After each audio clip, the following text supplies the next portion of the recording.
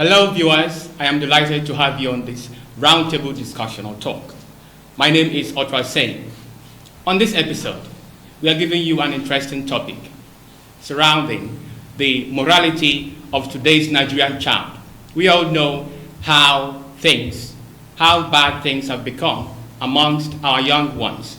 On a daily basis, we hear cases of child indiscipline, we hear cases of rape in secondary schools, a school student harassing his fellow students, and all that.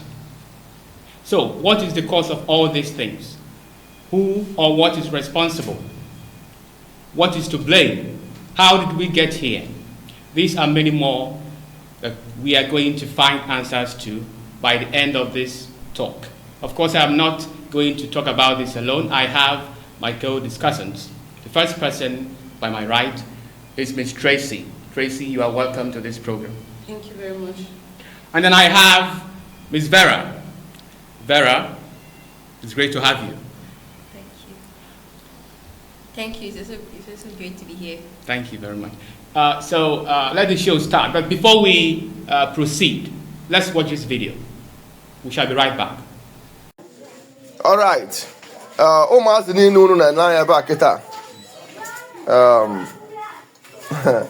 Ba ye jo no ba na ehu. Amara mo won so onye bụ mo azen ya mana onye kwuzi ai malụ. Bịa na kada ba gị. Ha? Chemeli onye. Aro na ka ede. 13 years. Okay. Kedu ya ba teach no da ba? Unu je boy ama na Abuja jezu ori. Ke kunsu weje? Unu ma fence. Ina se yo ise. So sa nwolo ke na ese. Ke yo zi na ese. Ina so le SK. Chemele na ese na SK. So sa nwolo ka na ese. Very good. Nke bụ nna ina ese ina sie ina na ese ese. Bịa kam ke nni na ese. Kedu afọ aro na ka ede? 14 years. Kedu ị na-ese? Na-ene manya anwụrụ na gị n'ọzọ? Na-ene manya anwụrụ na SK gị n'ọzọ? Na loud. Kedu ndị na-ese ọsịsọ? Very good.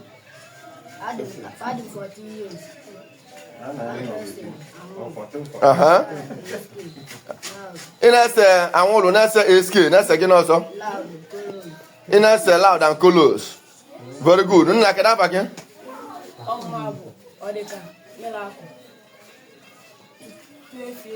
12 years.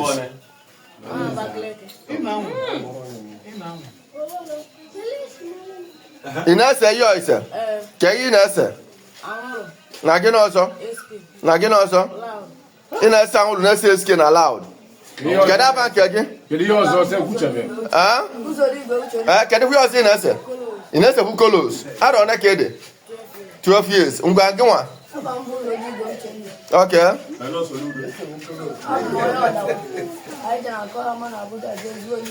Very good.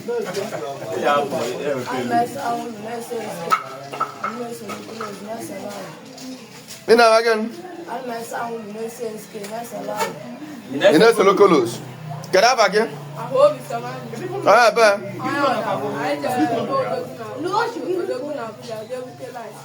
Je ori ka oje bute rice. Oje bute rice.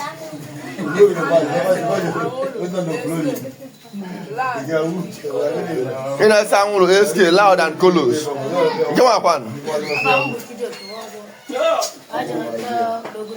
Na-ene manya?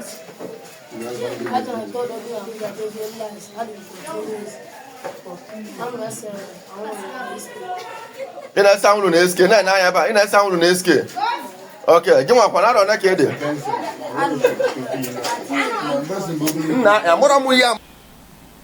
You are welcome back. The video you just watched now showed the scene of underage children. They were being questioned, and on interrogation, these children confessed to have been conducting series of theft in people's houses and homes. And also, further interrogation showed that they had been taking drugs, hard drugs, for crying out loud.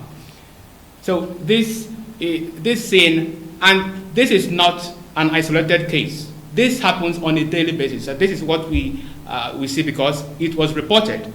Tracy, you watched the video. So I don't know how to describe this, but what first came to your mind when you watched this video? When I watched the video, I was like, this is very sad. I was wondering what this country is turning into and how it will be in years to come, since now we have underage children smoking weed and all that. In 10 years to come, what will kids be doing? It was a very appalling sight. I was disappointed. It's very sad. Vera, how did you feel when you watched the video? Yeah, seconding what Tracy said, it's a very appalling sight. But then I noticed there's this older man with them. So the parents must have allowed them to hang out with this man, knowing and he doesn't look trustworthy. That tells on parents' guidance of their children. Yes, in that video, only one person, I think, looked like an adult. Yeah. But other persons were not up to 15 years. So this is really appalling. And this is happening in the face of a huge academic failure. Of course, we know that the body responsible for the UTME, we heard what they said, that over 70% of students failed the examination of this year. So we are talking about our young ones failing both academically and in terms of morals. Yeah. So this situation brings up so many questions. Who is responsible? How did we get here? Because this was not like this in the past. Definitely. So, first of all, we talk about the family, because the family is the first unit of socialization. Definitely. From the family, other responsibilities, other persons, other stakeholders like the school, the society, the church, now began to make their inputs. But the family is the first thing, because from the family, the young ones learn basic and fundamental things that he should accumulate. So, for me personally, the family is to blame first, because nowadays we see parents pushing all responsibilities to the teachers, to the church, to everybody. So the first thing that they should teach the child, the cultural values that they should inculcate into the child, they do not do it. Instead, they focus more on their jobs. What do you think? Yes. When you're trying to solve a problem, you have to start from the grassroots. And I think the grassroots of the problem is actually parents. Because most times parents are usually busy, they don't look into the kind of friends their children keep, they just move everything to the teachers. I think parents, no matter how busy they are, they should be interested in their children. They should know the friends and company their children are keeping, where they go to, all these things. They should monitor their children because they are still under their care. Yeah. Vera, the causes. Yeah, the causes. Who is responsible? The family have a great role to play in the development of a child. So when parents don't note the kind of association their children keep, that it's really impactful. Imagine your child, some children, they only come back in the night, sleep at home. Throughout the day, their parents don't know where they are, they don't know what they have been up to. And it's really bad. There should be someone, a caretaker to, even if you're okay, the country is getting hard, parents have to go and hustle. It's not like before that, okay, one person can provide for the whole family. Nowadays it's hard. Two people have to do it. So even if there should be some sort of scheduling, there should be a caretaker, someone that takes care of the children while they're out. So Yes. And this reminds me of what happened in 2021, still buttressing the rule that parents reserve the ultimate responsibility over their children. In 2021, in a school in Lagos, a teacher confiscated contraband materials like phones. He found students, and that was a girls' school, found students making use of those materials inside the classroom. So the teacher confiscated these materials. And then after school, what happened? The students arranged, because the teacher had a store close to that school.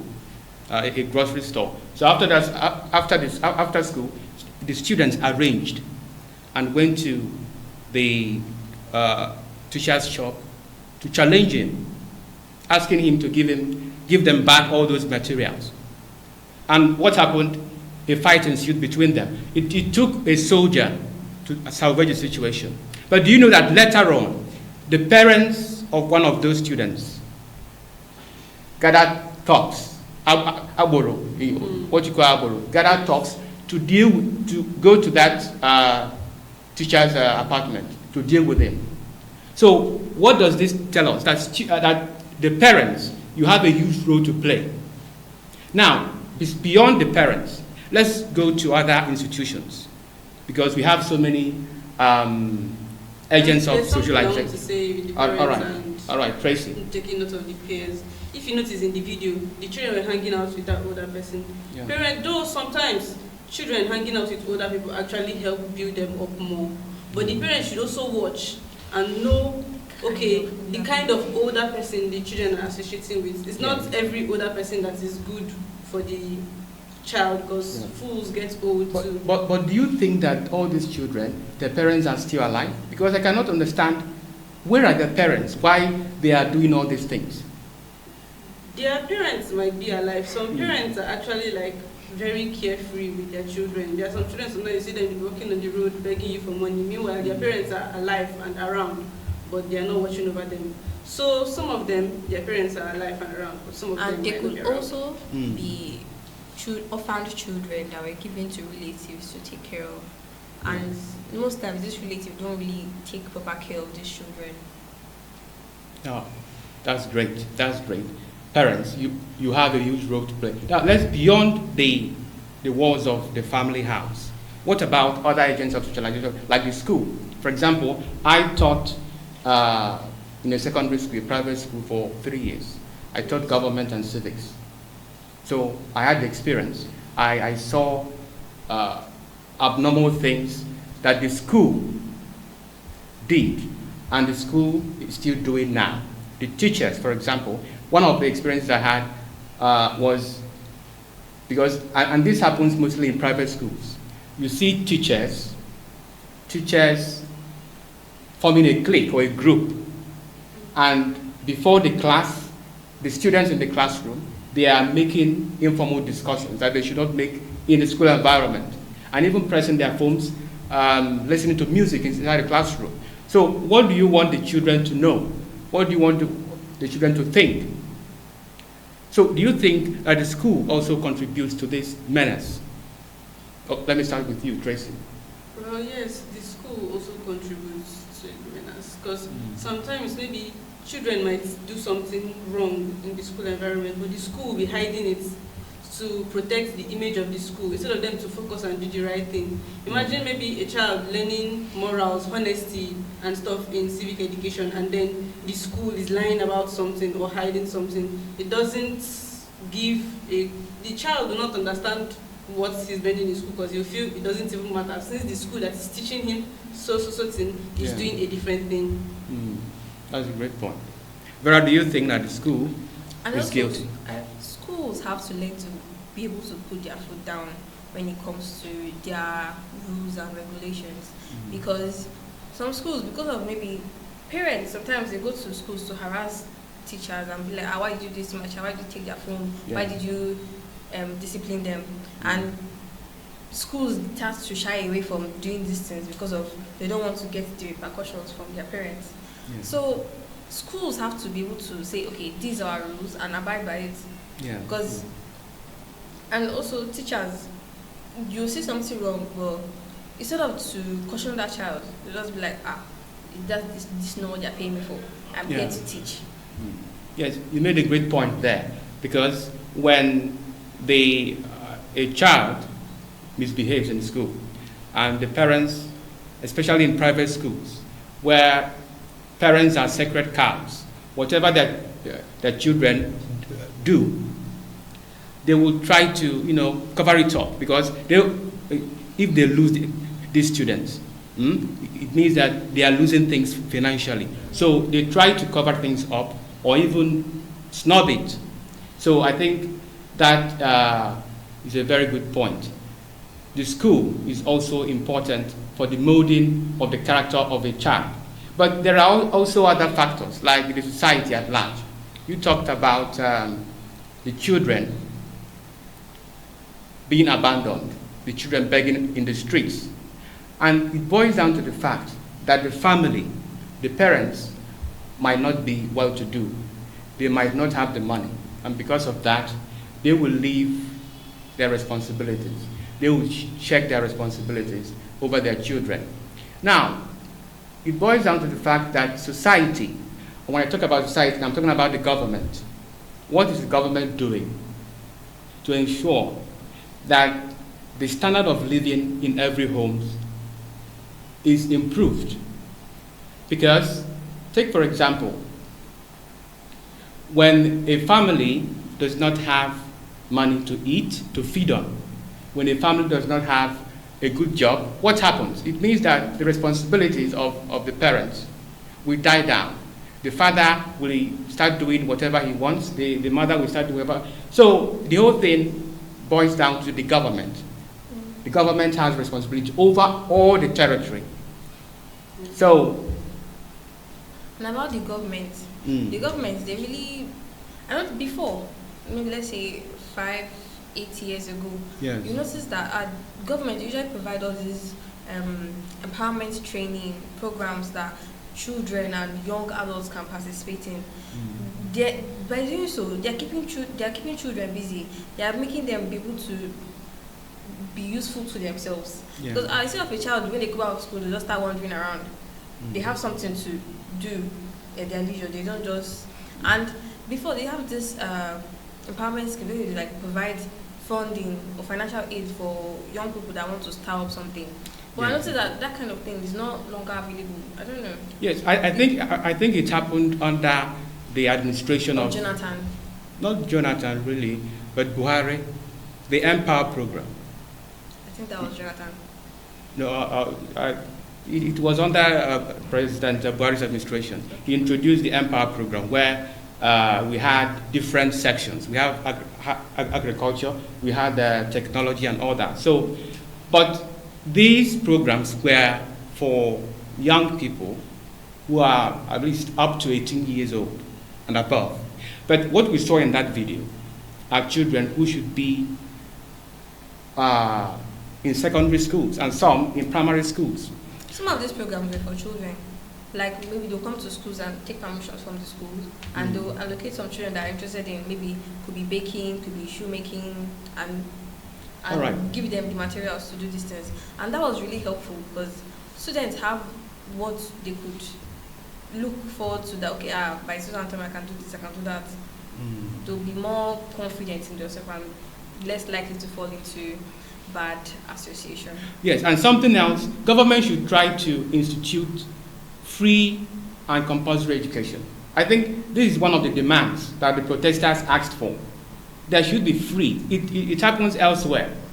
In the United States, in Argentina, there are free education obtains in these climes. So why can't Nigeria, as big as it is, have a free and compulsory platform where all children can have access to free and fair education, free and you know, because this education is, according to Mandela, education is the most powerful tool by which a nation can use to transform the society.